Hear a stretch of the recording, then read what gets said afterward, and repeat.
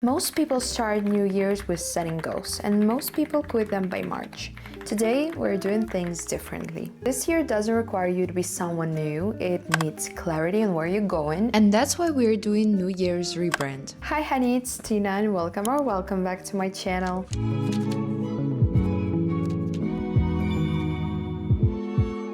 Happy New Year! We officially made it to 2026 and honestly I can't believe it. It feels like it was 2016 yesterday. I blink and suddenly 10 years passed, so.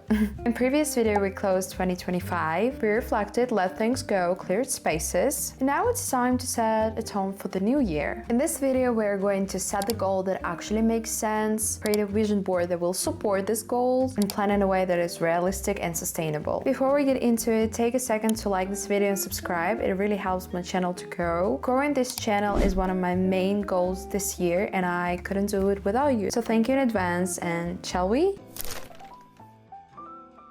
January for me is that month when first part of it I'm just resting and practically doing nothing, and the second part of it I'm planning and setting the tone for the year. But it should work out whenever you're watching this video. Right now it's the most efficient time to set the goals and create a vision board because your mind is still clear from the reset, which we done in the previous video, and if you haven't watched it yet I definitely recommend to start there. So right now I'm opening my New Year's Notion template, which I created long time ago just to get an overview and set my focus. I'll leave you this template in the description box, and there's nothing magical about it, but it simply guides you through life areas so you won't be overwhelmed.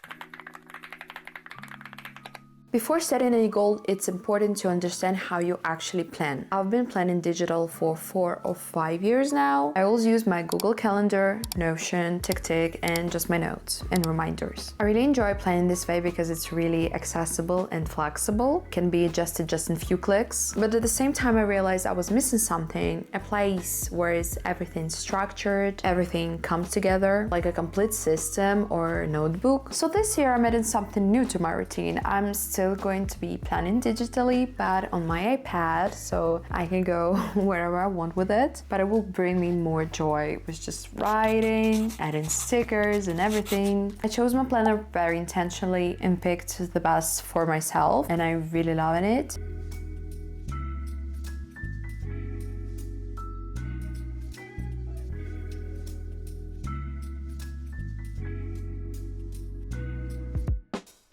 This video isn't about planning system, but I really wanted to mention this because the way you choose to plan and works for you, it helps you stay consistent.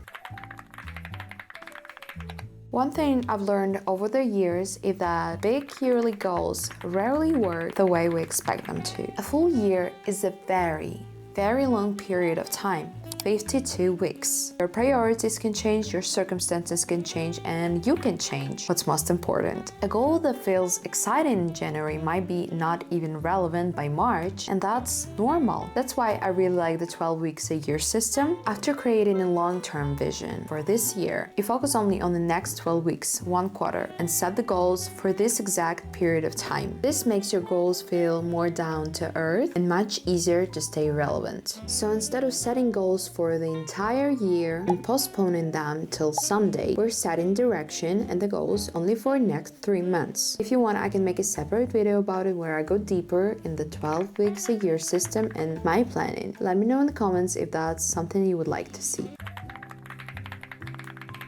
One of the biggest advice I can give you when it comes to goal setting is to structure them by life areas and also writing them as it already happened or happening right now in the present time. So my pillars for the goals: health and appearance, work and career, personal spiritual, basics, self-growth, hobbies and entertainment, family relationship and social circle, and travel. You can customize this and adjust them to your life, but this was important to me, so that's why I structured them this way. What I'm doing is going through these categories and writing what I'm intended to achieve. I always try to make my goals very specific and then break it down into smaller steps. I have a rule for myself that if something I really want seems impossible to me as for now in my life, I still write it down because I think it's possible for the person I really want to become or I am becoming. I'm not going to share everything in detail, but you already know that one of my main goals this this year is growing this YouTube channel. I want to create more content, stay consistent on social media, take better care of my health, work on my appearance and personal style, and build stronger discipline. And with the right strategy, I truly believe this all is achievable. Once I'm done with my yearly direction, I move on to setting the goals for the next 12 weeks. I usually choose only 3 to 5 goals to focus on, so my energy isn't scattered and my focus stays strong. One of my favorite meditations ever is making vision board for a year. I love doing them because they always end up coming true in my life, and I believe in its magic. They also show me the kind of life I'm building for myself. That's really important to me. So how do you make a vision board that actually works? As I mentioned earlier, your goals can change. So instead of putting every goal on your vision board, focus only on the one that truly matters to you right now. I usually choose one main goal from each pillar I mentioned before. That's more than enough to stay focused without feeling overwhelmed. The beauty of a vision board is that you're literally placing your intentions in front of you. That's why I recommend choosing images that inspire you to take action, and in my opinion, they should be cute too. I was told many years ago that it's better not to place images with other people's faces. Better to search for the pictures from the back or with a face covered. That way you won't be focusing that it's not you. You will imagine yourself instead and not take someone else's energy. I usually create separate folders for each life area and then scroll through Pinterest, saving images that resonates with me. I always save a few extra just in case a different image ends up fitting better once I start putting everything together. Before moving on, I quickly check if everything I imagine is visually represented and then started to build my dream vision board. Once I've collected all my images, I move on to an app called Studio. You can also use Canva, Photoshop, Figma, whatever works for you.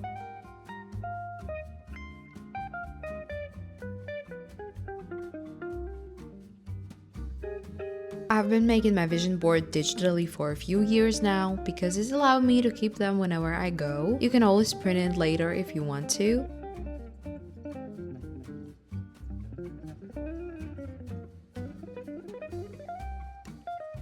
I usually set the board to the size of my wallpaper screen, map out where each life area will go, and then start placing the images.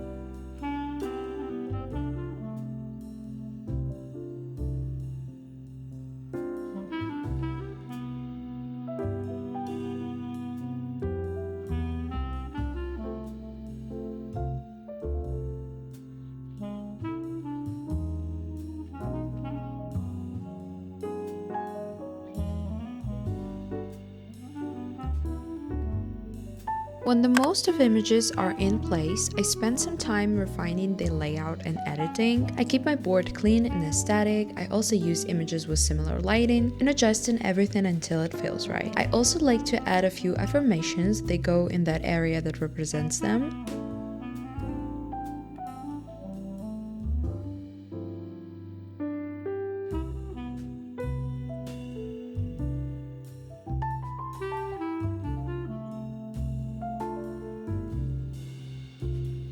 And finally, I place the year right in the center, save it, then color correct it a little bit. And once it's done, I set it as my laptop screen or my iPad screen or just a widget, simply just to see it everywhere.